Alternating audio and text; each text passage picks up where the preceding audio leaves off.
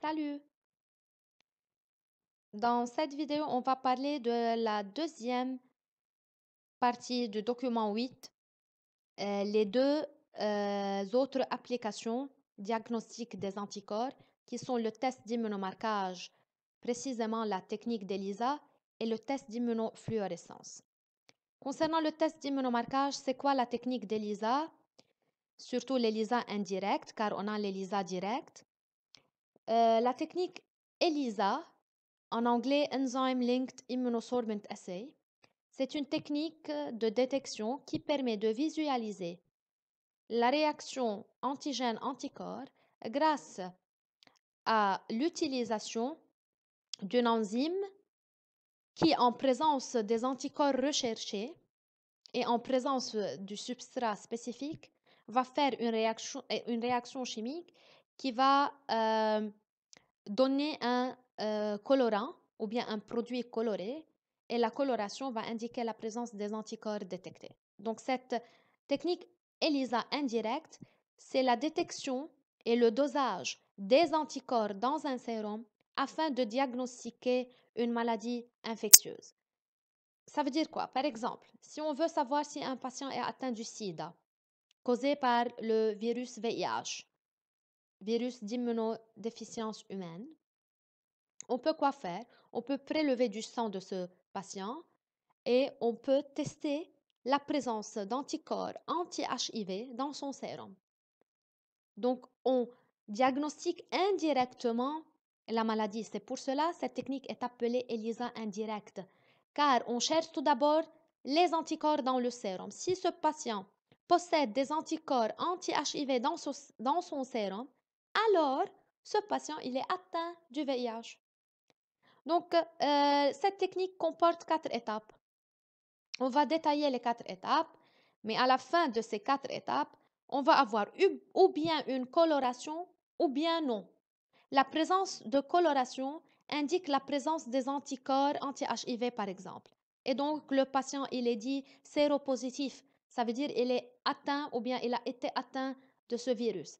S'il n'y a pas eu coloration à la fin de la technique, donc le sérum ne contient pas les anticorps à tester ou bien rechercher.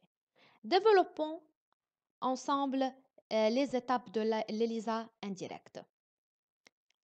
La première étape, donc on va prendre comme exemple l'identification dans le sérum du patient, la présence d'anticorps dirigés contre des protéines spécifiques de l'enveloppe du VIH, du virus de l'immunodéficience humaine. Chez un sujet en contact avec le VIH, comme je vous ai dit, la présence d'anticorps anti-VIH dans son sérum est la preuve de son infection et le sujet il est alors séropositif vis-à-vis du VIH. Il est atteint du VIH. Cette séropositivité survient 3 à 12 semaines après la contamination. Maintenant, la détection des anticorps dirigés contre les déterminants antigéniques ou bien les épitopes du VIH va conduire à définir la séropositivité ou bien la séronégativité d'une personne. Ici, je vous présente la structure du VIH. On ne va pas entrer en détail car tout cela sera expliqué dans le chapitre 8, les maladies par manque d'immunité ou bien par déficience. Mais si vous regardez là, vous voyez la présence de protéines et de glycoprotéines à la surface du virus. Le patient va produire des anticorps contre les protéines de l'enveloppe du virus du VIH. Comme étape, on commence par l'étape 1, coating de l'antigène. Ça veut dire quoi? Elle consiste à incuber dans les puits de la kit d'ELISA la solution d'antigène spécifique de l'anticorps recherché. Ici, les antigènes du VIH, de l'enveloppe du VIH. Les plaques, les puits, sont incubés à 4 degrés pendant une nuit. C'est le coating, le fait de fixer les antigènes au fond des puits. Ensuite, les puits seront lavés pour éliminer les antigènes en excès. Les antigènes déjà fixés ne seront pas éliminés par lavage. C'est la première étape. La première étape, fixation de l'antigène au fond du puits. Ensuite, qu'est-ce qu'on va faire? On va ajouter le sérum à tester. Donc, la deuxième étape, c'est fixer l'anticorps à doser ou bien à tester.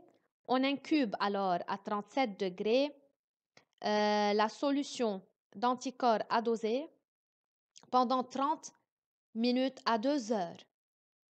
Si le sérum contient les anticorps anti-HIV, qu'est-ce qu'on va avoir? Ces anticorps-là vont se lier aux antigènes déposés au fond du puits.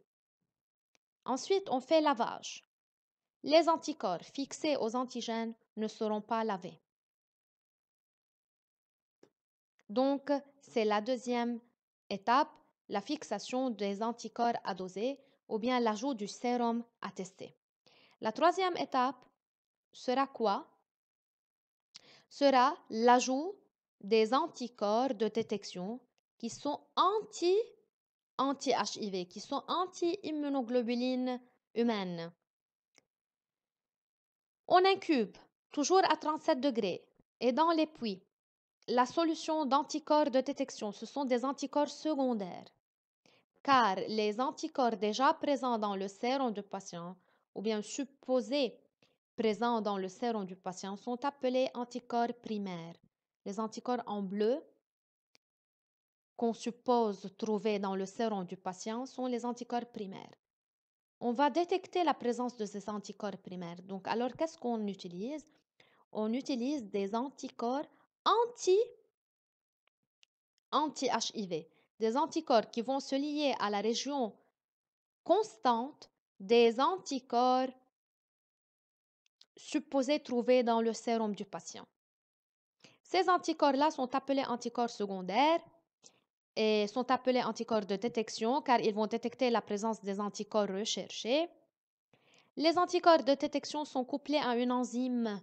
Cette enzyme-là va réagir après pour donner une coloration en présence de son substrat. Elle va le transformer en produit de réaction détectable et mesurable grâce à l'apparition d'une coloration. Et ces anticorps-là sont anti-immunoglobulines. Ensuite, on fait lavage pour éliminer tout excès. Et la dernière étape, c'est révéler les anticorps fixés, s'il y a eu fixation ou non, si le sérum contient les anticorps recherchés anti-HIV ou non.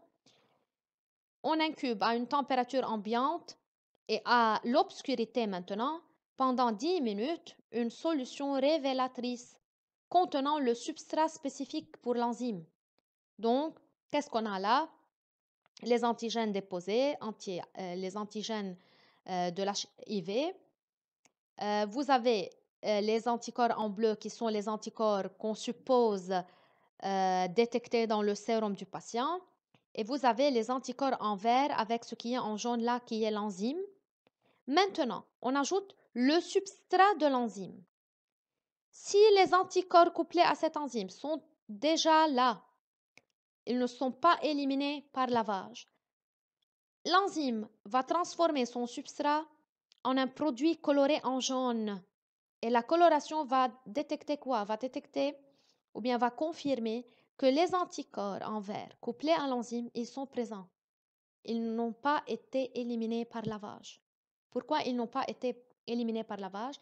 Car ils sont déjà fixés aux anticorps bleus. Les anticorps bleus sont les anticorps anti-HIV trouvés dans le sérum du patient. Comme ça, indirectement, on a pu savoir que le patient possède dans son sérum les anticorps anti-HIV et donc le patient, il est séropositif. Il a produit des anticorps anti-HIV et donc il est atteint du sida. Donc voilà la technique d'ELISA, elle est très fiable, elle permet de détecter la présence des anticorps recherchés et de les quantifier grâce à l'intensité de la coloration obtenue. Plus la coloration elle est foncée, ou bien elle est intense, plus il y a quoi? Des anticorps dans le sérum à tester. Donc, comme bilan, ici on a deux résultats. S'il s'agit d'un témoin séronégatif, ça veut dire quoi? Une fois on ajoute le sérum du patient à tester dans le puits, là où il y a les antigènes du VIH. Si ce sérum ne contient pas les anticorps spécifiques à l'antigène du VIH, alors, après lavage, il n'y a plus d'anticorps dans le sérum. Pourquoi? Le sérum ici, comme vous le voyez, il contient des anticorps, mais dont la région variable, elle n'est pas complémentaire aux antigènes triangulaires, là, les antigènes du VIH. Et alors, ces anticorps-là ne vont pas se lier, se fixer à l'antigène. Et après lavage, ils seront éliminés de la solution. Donc, il n'y a pas des anticorps anti-HIV dans le sérum de ce patient.